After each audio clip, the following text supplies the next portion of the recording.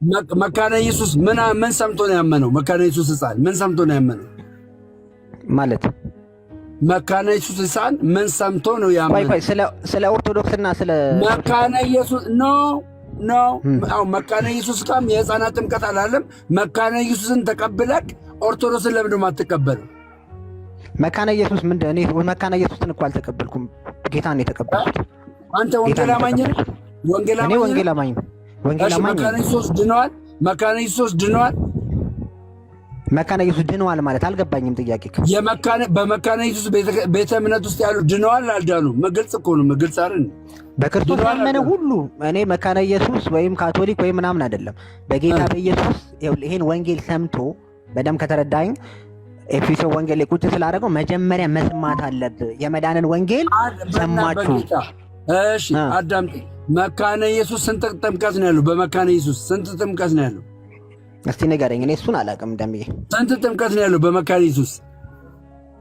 እኔ ስለ መካነ ኢየሱስ አላውቅም። ደሜ ቸርች መካነ ኢየሱስ የሚባልም ቸርች ሄጄ አላውቅም።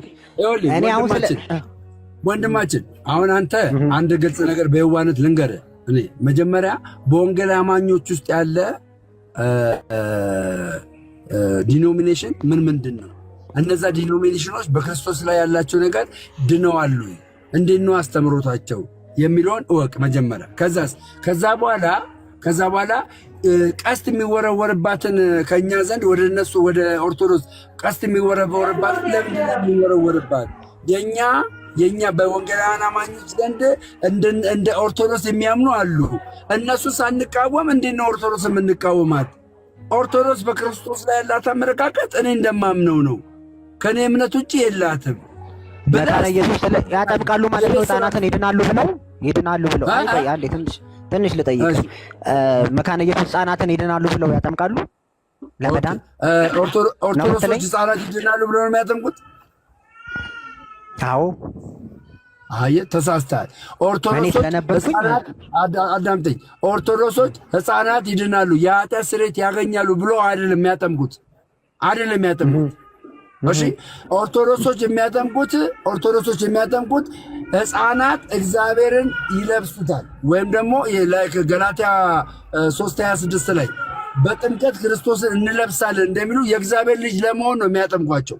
ሕፃናት ሳያምኑ ይቻላል እንደዛ? ደሜ ሳያምኑ ይቻላል እንደዛ የምትለኝ ከሆነ መካነ ኢየሱስ ሳያምኑ እንደዛ ይቻላል? መካነ ኢየሱስ ለመዳን ነው ወይ? መካነ ኢየሱስ መካነ ኢየሱስ ለመዳን ከሆነ ሁለት ጥምቀት ማጥመቅ አለባት።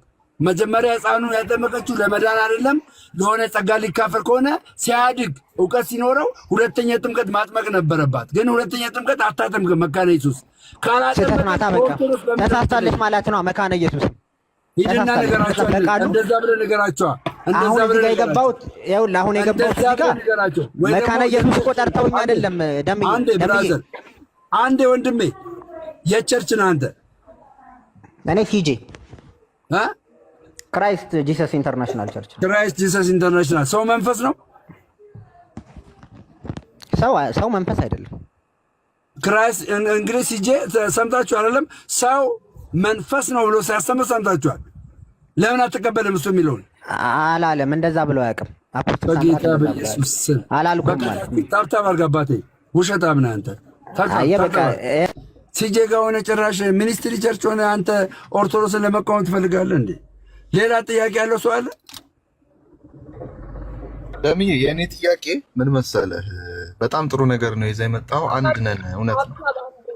ታብታብ ይደረግ በደንብ ታብታብ አድርጉ፣ ሼር አድርጉ፣ ፎሎ አድርጉ፣ ቤቱን ታብታብ አድርጉ በደንብ። ባለጌ አይደለም መጀመሪያ። ይኸውልህ ቆይ እማዬ ባለጌ አይደለም መጀመሪያ ያለህበትን ወንጌላውያን አብያተ ክርስቲያናት ያላችሁ ዲኖሚኔሽን እወቅ፣ ወይ ደግሞ ያለህበትን ቸርች አታውቅ። ሲጄ ምን እንደሚያስተምር አታውቅ። እንዲህ ዝም ብለህ በነውላላው ነው እንደ ክርስቶስ የምትከተለው እንዴ? እወቅ እንጂ ያለህበትን ቸርች ምን አይነት ትምህርት እንደሚያስተምር እወቅ እንዴ! እወቅ እንጂ ብራዘር እወቅ። እሺ ሚኪ ያስቀጥለውን። በቃ አንተ እንድትመልስልኝ የምፈልገው ነገር ደምዬ ምንድነው እንዳልከው ይሄ ሚስጥራት ላይ አማደ ሚስጥራት የሚባሉት ላይ ከፕሮቴስታንት ጋር በጣም አንድ ነው።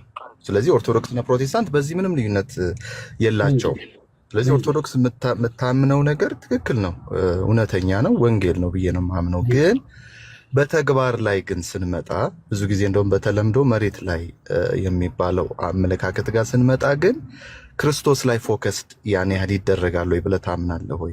ከሱ ይልቅ ቅዱሳን ላይ ሌሎች ነገር ላይ ነው አይደለ ብዙ ጊዜ ትኩረት የሚደረገው። እኔ እንዳየሁት ያ ነው ችግሩ እንጂ ወደ ትክክለኛው ወንጌል ራሱ ኦርቶዶክስ ሶሪ ይቅርታ መለሱ ግን ትክክል ነው ብዬ ነው የማምነው። ቀጥል። ኦኬ አሁን የኢትዮጵያ ኦርቶዶክስ ተዋሕዶ ቤተክርስቲያን ምንመኑ ልንገርህ አሁን ምንመኑ አሁን እንደውም አውደ ምሕረት ላይ እዛ ገጠር እየተካሄደ አውደ ምሕረት ላይ አስተማሪዎች ገብርኤል አምላክ እንዳልሆነ፣ ሚካኤል አምላክ እንዳልሆነ፣ ማርያም አምላክ እንዳልሆነች እያስተማሩ ብዙ ሰዎች የገብርኤልን አምላክነት እየሻሩ መጥተዋል። አሁን ገብርኤል አምላክ የሚል ትውልድ ነው ያለው ገጠር ውስጥ ያልተማሩ ሰዎች። አሁን ለምሳሌ በመንፈሳዊ ዘርፍ ላይ በጣም የበለጸጉ ሰዎች የገብርኤልን አምላክነት አይቀበሉ። አምላክ አይደለም ነው የሚሉ። ገብርኤል መልአክ ነው፣ የእግዚአብሔር መልአክ ነው የሚሉ። ግን ደግሞ በእውቀት ያልበለጸጉ ሰዎች ገብርኤልን አምላክ ይላሉ። እነሱ እንደዛ አሉ ማለት ከእውቀት ማነስ የተነሳ ነው ይህንን የሚናገሩት፣ ከእውቀት ማነስ የተነሳ ነው። ከዛ ውጭ ግን ቤተክርስቲያናቸው በምትሰጣቸው ነገር ቤተክርስቲያናቸው በምትሰጣቸው ነገር በማንኛውም ነገር ያምናሉ። አሁን ለነሱ ሪፍሬሽ ማድረግና መቀየር ይቻላል፣ እንዳልኩ ይቻላል፣ መቀየር ይቻላል፣ እዛ ቦታ ላይ መቀየር ይቻላል። ያ በእነሱ ቤተ እምነት ውስጥ ያለ ነገር ነው። ግን በአስተምሮ ደረጃ ግን እንደዚህ በሉ ብላ ቤተክርስቲያን አታስተምርም። ኦርቶዶክስ ቤተክርስቲያን እንደዚህ ብላችሁ እመኑ ብላ አታስተምርም። ትምህርት የላትም እንደዚህ ብላ። በጣም አሪፍ። ስለዚህ ምን ይሻላል? እነዛን ቅድም እንዳልከው መጀመሪያኛ ህብረት እናድርግና ከዛ በኋላ ማለት ነው እነሱ በራሳቸው ቤተ እምነት ብቁ የሆኑ አስተማሪዎች አሉላቸው። እነ ዲያቆን ያረጋል አበጋዝ የመሰለ እነ ከኔ ጋር ፎቶ የተነሳው ማን ነው ዲያቆን ሄኖክ፣ እነ ዶክተር ሮዳስ፣ እነ ዶክተር ዘበነ እና አሉ። እነሱ ይህንን ነገር ሪፍሬሽ የማድረግ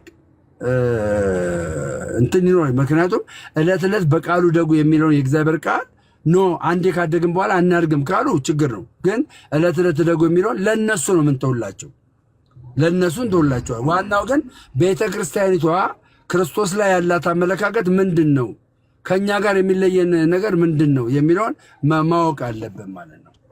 ማወቅ አለብን። ለዛ ነው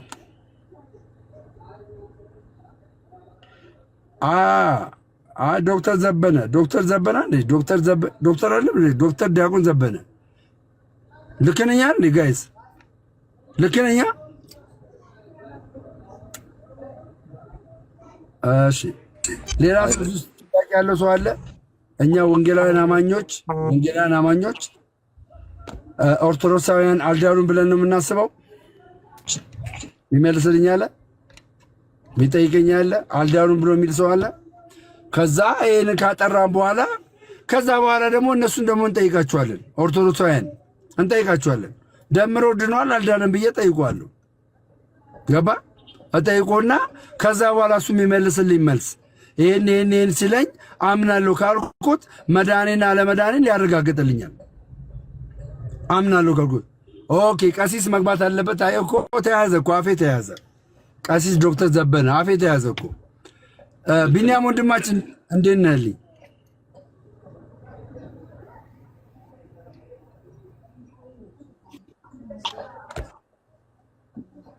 ደሜ የኔስ ቢኒያም እስከሚያወራ ያው ሁሌ የምንስማማበት አማድ የሆነ ቃል አለ። ሮሚ ያሰባል። ደሜ ምርጥ ሰው እንዴት ነህ? ኔትወርክ ሰላም ብያለሁ። ኔትወርክ ያስቸገረኝ ነው። እንዴት ነህ? ሰላም ነው። መጀመሪያ ብዙ መወያየት ፈልጌ ነበር። እየተሳደብክ መወያየት ትችላለህ እንደ ኤርሚያስ እየተሳደብክ እንጂ መጀመሪያ ሲጄን ወቀው።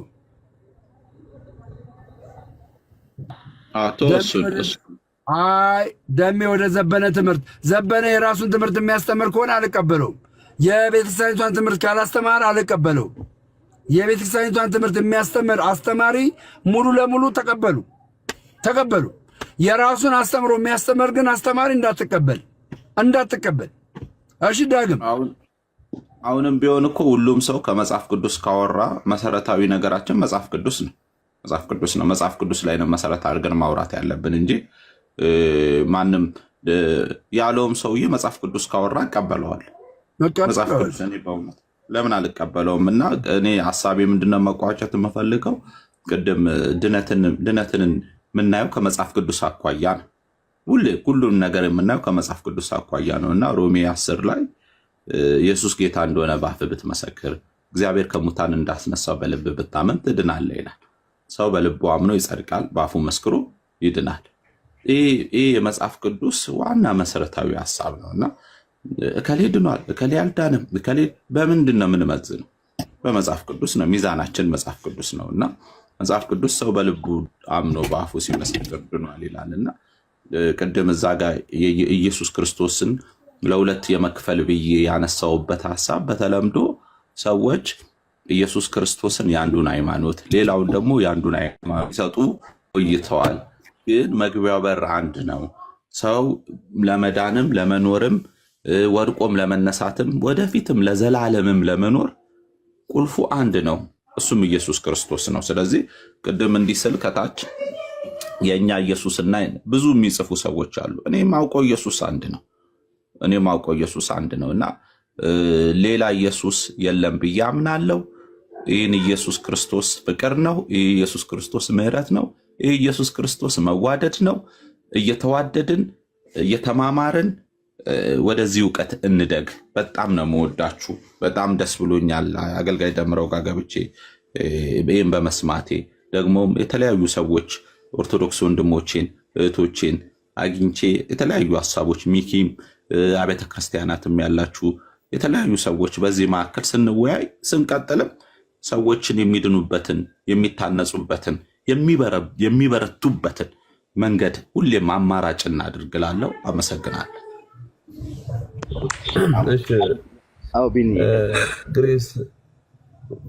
ግሬስ ያነሳው ሀሳብ አሪፍ ሀሳብ ነው። ኖርማል እኛም መጽሐፍ ቅዱስን ማንም ከመጽሐፍ ቅዱስ ውጭ እንዲወጣ አንፈልግም። የደመረውም ያነሳው ሀሳብ አሪፍ ነው። የደመረው ሀሳብ በጣም ለተረዳው ሰው የትኛውም ክርስቲያን ነኝ የሚል ሰው የሚጠቀምበት ማንኛውም ሰው ማለት ነው። ለምሳሌ እኔ ልጆች ቢኖሩኝ አንደኛው ልጅ ሌባ ከሆነ አንደኛው ልጅ ደግሞ ጨዋ ከሆነ የሰው ጎረቤት ሄጄ የሰው ልጅ ሲሰርቅ አይቼው እናንተ ልጅህ ሌባ ነው ብዬ መቆጣት አልችልም። መጀመሪያ ምን ማድረግ አለብኝ? ልጄ ጋር መጥቼ የልጄን ስነ ምግባር ማስተካከል አለብኝ። የደም ሐሳብ ይሄ ነው። መጀመሪያ እኛ ስህተት ነው የምንላቸው ነገሮች ሌላ ቦታ ላይ ስህተት ነው የምንላቸው ነገሮች እኛ ጋር አሉ።